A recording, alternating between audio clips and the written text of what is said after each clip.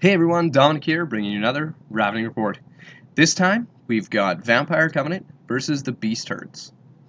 The deployment type for this game was encircle, with secure target as the secondary objective. Let's get started. So here's a quick look at deployment for Vampires. They were the defender, so they've got the big centers. I have a unit of 2 Winged Reapers with paired weapons, a unit of 25 zombies with standard and musician, a unit of 10 wraiths, a unit of 4 giant bats rather, a unit of 11 barrow knights, full command, and they have the black standard of Zavgod. In that unit is also the army general. He's an independent vampire count. He is a wizard adept of evocation this time with arcane knowledge. He's got the Eternity Gem, he's got True Thirst, and the Talisman of Shielding, I think, is how I've built this guy. Next to this, we've got a unit of Winged Reapers, paired weapons again, another unit of 25 zombies with standard and musician. In that unit, I've got a Wizard Adept of Evocation with the Necromantic Staff, and then another Wizard Adept of Evocation with a Talisman of the Void. Over here we got a big unit of skeletons with spears, full command, and Banner of the Relentless Company. And finally over here we've got a unit of 8 direwolves and 5 vampire knights with a musician. Here's a quick look at beast herds. He's got a unit of centaurs over here, a wizard master soothsayer on a chariot. He's got a Gortok, big unit of minotaurs. I believe they have a totem, full command in the unit, paired weapons. He's got a centaur chieftain who's the BSB back here, and he's got another Gortok. Way over on the other side of the table, he's got another unit of centaurs, and he does have some ambushers in reserve. So you'll see where they pop up here turn 1. Here's a quick look at the table as we get into it. Beast herds took turn 1. Here's the spells for the beast herds. You want to pause and take a look at that. And here are the spells for the Vampire Covenant. He did a Vanguard, he moved up into these trees on the one side, and he moved ever so slightly forward with these guys here. So that's how the table looks as we start turn 1. Like I said, he had ambushers here, so he's got 2 units of wild horns that come on. 2 units 25, they've got the beast banners, I think paired weapons and throwing weapons. And inside this one unit here, he has his it's a Beast Lord General in there. He also has a couple pigs that come on, and that's pretty much it. He moves up these guys just out of arc of sight of the knights, and he just kind of positions himself pretty much where he was when he came on here. That's pretty much all he does. Over here he moves forward, but he wanted to keep range away from the knights, so he's staying quite a ways back there. And that's all it was pretty much for movement there. Goes into magic. He tries to do Blackwing Totem over here. I think I let him have that one, and that's pretty much it. Yeah, this is the start of turn 1 for Vampire Covenant. So, first things, we decide to just get rid of those pigs right away, do the Reaper move, and they disappear. On this side of the table, I figure I can actually deal with both of those blocks as well as those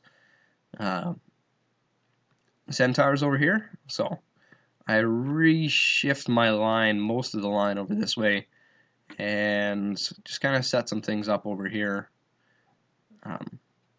Again, there's quite a bit of distance in between us, so I figure if he doesn't want to thread that gap, then I'm okay with just waiting a little bit while I deal with this stuff. We go into magic.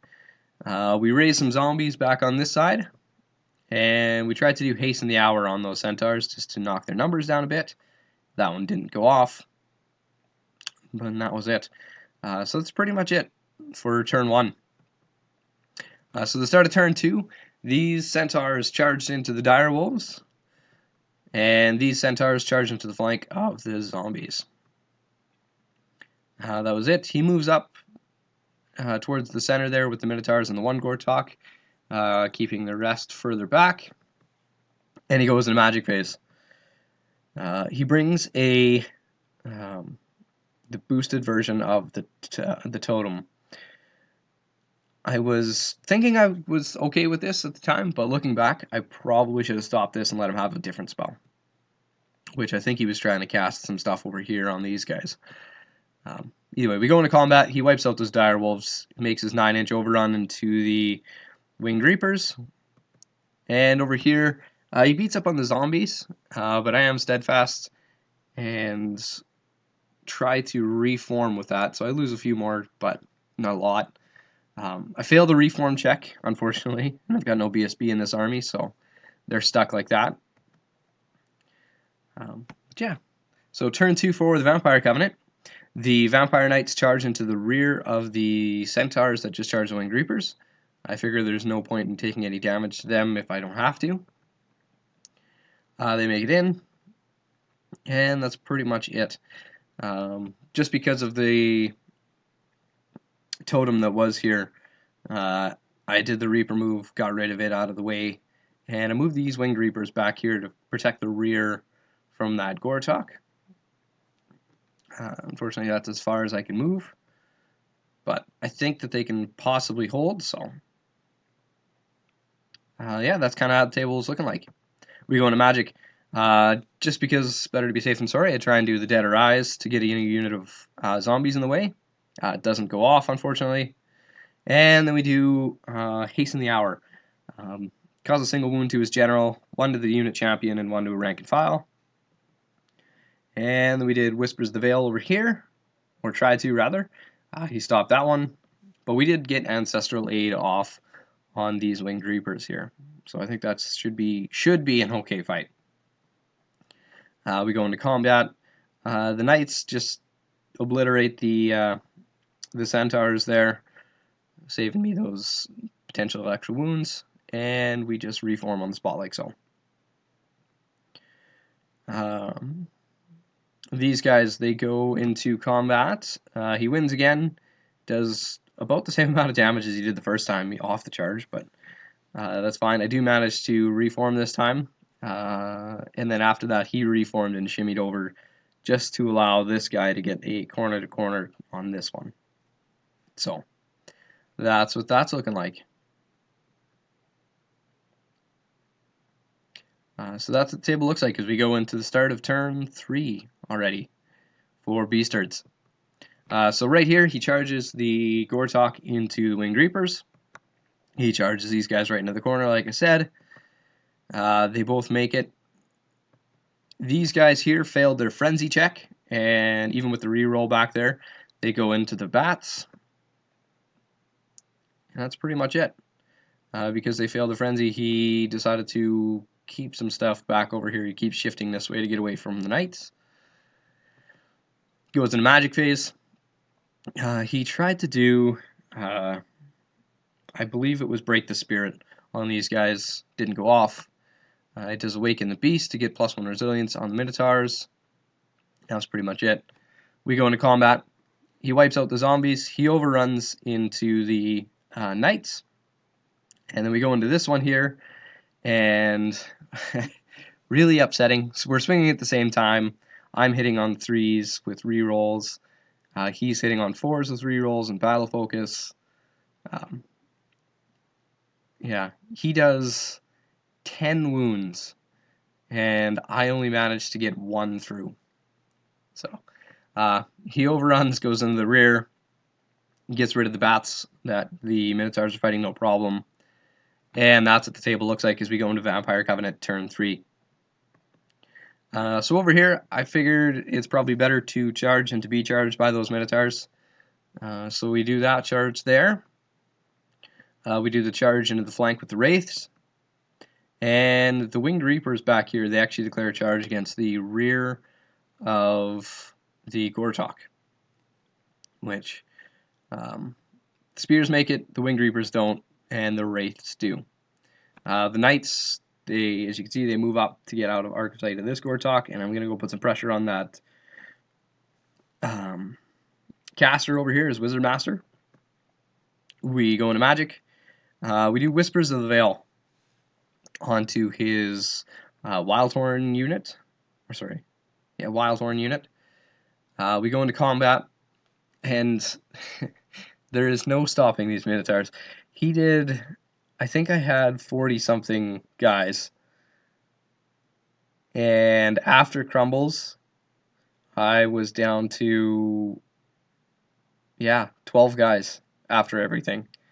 So just a ridiculous amount of damage output by these guys. It's absurd. We go into this one over here. The Wraiths and the Vampire do quite a bit of damage to that unit. They were steadfast, but they broke. No rerolls. We decided to make them flee this way, and this guy was stubborn. He was fine. What I should have done looking back, I think I should have made him flee this way, just to put the Wraiths kind of in the way of all this here, but that's what it is. So start of turn 4 here for Beastards. He charges the flank of the Knights up there, and he charges the rear, needing a 15 over here, and his Wizard Master goes into the Knights. Wouldn't you know it, everything made it in.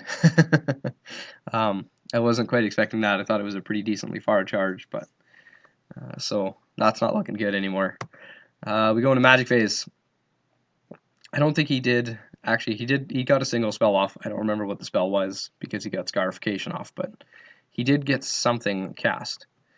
Going to combat here. I get obliterated after combat res. I didn't quite manage to get rid of that last Centaur, unfortunately, but that's okay because I've got the Wraiths right there.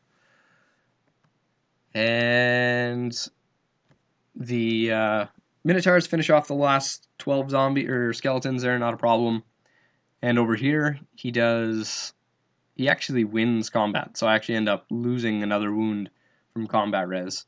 I didn't do a single wound back to him because he's got the Scarification as well as, I think it's Trickster's Cunning, so any successful wound roll has to be re-rolled, so. But that's kind of how things are looking as we go into turn 4 for Vampire Covenant. So the Winged Reapers decide to go into the Minotaurs. I figure that's the closest charge, and I think they should actually be able to do a little bit of damage to them. Maybe I'll make them break. Doubtfully, but maybe. The Wraiths, like I said, they get rid of that last Centaur and turn to face his his BSB back here. We go into Magic phase. One other thing I did in the movement phase is both of my remaining 2 casters bailed out. This one, you can just kind of see over here, he's actually the general now, or the master. So we raise a bunch of zombies here, and I think that's pretty much it. I think I may have gotten Spectral Blades off on these guys. But that's kind of it. We go into combat over here. I do a bunch of wounds to him. He retaliates and does quite a few wounds back to me. I do win this combat, but he's fine on his test. And lastly, this one over here with the Knights goes pretty much the same way. I end up losing again, suffering another wound. Turn 5 for Beastards. He charges everything. They all make it. And we pretty much... Oh yeah, he goes into Magic. Does Awaken the Beast for +1 Resilience. I think he tried to do on his Chariot, which I stopped. But he did get a Totemic Summons down here.